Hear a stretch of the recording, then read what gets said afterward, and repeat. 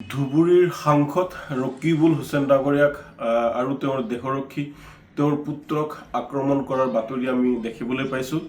এই ঘটনাক আমি নেমছৰ ফালৰ পৰা তীব্ৰ ভাষাৰে গৰিহণা দিছোঁ আৰু আমি দাবী জনাইছোঁ যে এই ঘটনাৰ তদন্ত হ'ব লাগে আৰু ইয়াৰ আঁৰত থকা এই আক্ৰমণৰ আঁৰত থকা প্ৰতিজন দোষীক কঠোৰৰ পৰা কঠোৰ শাস্তি দিব লাগে। বৰ্তমান মুখ্যমন্ত্ৰী হিমন্ত বিশ্ব শৰ্মাৰ নেতৃত্বত যি শাসন চলি আছে, এই শাসনত অসমৰ ৰাইজ নিৰাপত্তাহীনতাত ভুগিছে যেন মোৰ অনুভৱ হৈছে। কাৰণ য'ত এজন সাংসদ ভাৰতৰ ভিতৰত সৰ্ববৃহৎ ভোট পাই নিৰ্বাচিত হোৱা এগৰাকী সাংসদ, ধুবুৰীৰ সাংসদ ৰকিবুল হুছেইনক দিন দুপৰতে আজি এনেকুৱাকৈ আক্ৰমণ কৰিছে। যদি সাংসদ এগৰাকীয়ে নিৰাপত্তাহীনতাত ভুগিব লগা হৈছে বা সাংসদেই যদি আক্ৰমণৰ বলি হ'ব লগা হৈছে, সাধাৰণ মানুহৰ কি নহ'ব? গতিকে আমি অসম আৰক্ষীক দাবী জনাইছোঁ, অতি শীঘ্ৰে এই ঘটনাৰ লগত জড়িত ৰকিবুল হুছেইন ডাঙৰীয়াৰ আক্ৰমণৰ লগত জড়িত প্ৰতিজন দোষীক ধৰি কৰায়ত্ব কৰিব লাগে আৰু কঠোৰ শাস্তি দিব লাগে। আৰু ৰাইজক আহ্বান জনাওঁ বা সেই দুষ্কৃতিকাৰীসকলক আহ্বান জনাওঁ, হাতত আইন কোনে উঠাই ল'ব নালাগে। কি কাৰণত দেহৰক্ষী তেওঁ এগৰাকী আৰক্ষী বিষয়া, কি কাৰণত তেওঁক আক্ৰমণ কৰা হ'ল, কি কাৰণত এগৰাকী সাংসদক আক্ৰমণ কৰা হ'ল। গতিকে কঠোৰৰ পৰা কঠোৰ শাস্তি পাবই লাগিব।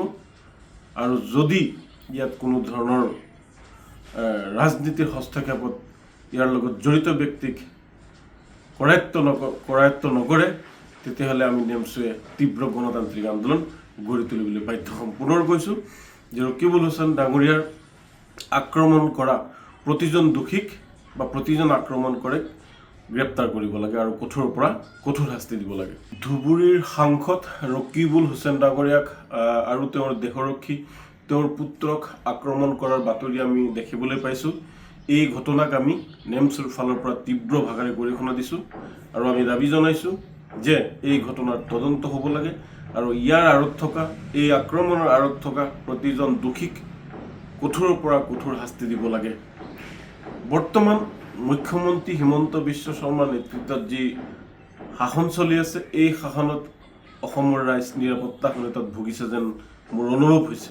কাৰণ য'ত এজন সাংসদ ভাৰতৰ ভিতৰত সৰ্ববৃহৎ ভোট পাই নিৰ্বাচিত হোৱা এগৰাকী সাংসদ, ধুবুৰীৰ সাংসদ ৰকিবুল হুছেইনক দিন দুপৰতে আজি এনেকুৱাকৈ আক্ৰমণ কৰিছে।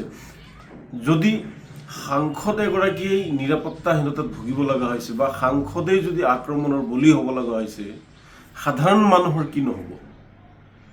গতিকে আমি অসম আৰক্ষীক দাবী জনাইছোঁ, অতি শীঘ্ৰে এই ঘটনাৰ লগত জড়িত ৰকিবুল হুছেইন ডাঙৰীয়াৰ আক্ৰমণৰ লগত জড়িত প্ৰতিজন দোষীক ধৰি কৰায়ত্ব কৰিব লাগে আৰু কঠোৰ শাস্তি দিব লাগে। আৰু ৰাইজক আহ্বান জনাওঁ বা সেই দুষ্কৃতিকাৰীসকলক আহ্বান জনাওঁ, হাতত আইন কোনে উঠাই ল'ব নালাগে। কি কাৰণত দেহৰক্ষী তেওঁ এগৰাকী আৰক্ষী বিষয়া, কি কাৰণত তেওঁক আক্ৰমণ কৰা হ'ল, কি কাৰণত এগৰাকী সাংসদক আক্ৰমণ কৰা হ'ল।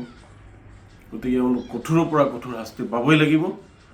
আৰু যদি ইয়াত কোনো ধৰণৰ ৰাজনীতিৰ হস্তক্ষেপত ইয়াৰ লগত জড়িত ব্যক্তিক কৰায়ত্ব নকৰে, তেতিয়াহ'লে আমি নেমছুৱে তীব্ৰ গণতান্ত্ৰিক আন্দোলন গঢ়ি তুলিবলৈ বাধ্য হ'ম। পুনৰ কৈছোঁ যে ৰকিবুল হুছেইন ডাঙৰীয়াৰ আক্ৰমণ কৰা প্ৰতিজন দোষীক বা প্ৰতিজন আক্ৰমণ কৰে গ্ৰেপ্তাৰ কৰিব লাগে আৰু কঠোৰৰ পৰা কঠোৰ শাস্তি দিব লাগে।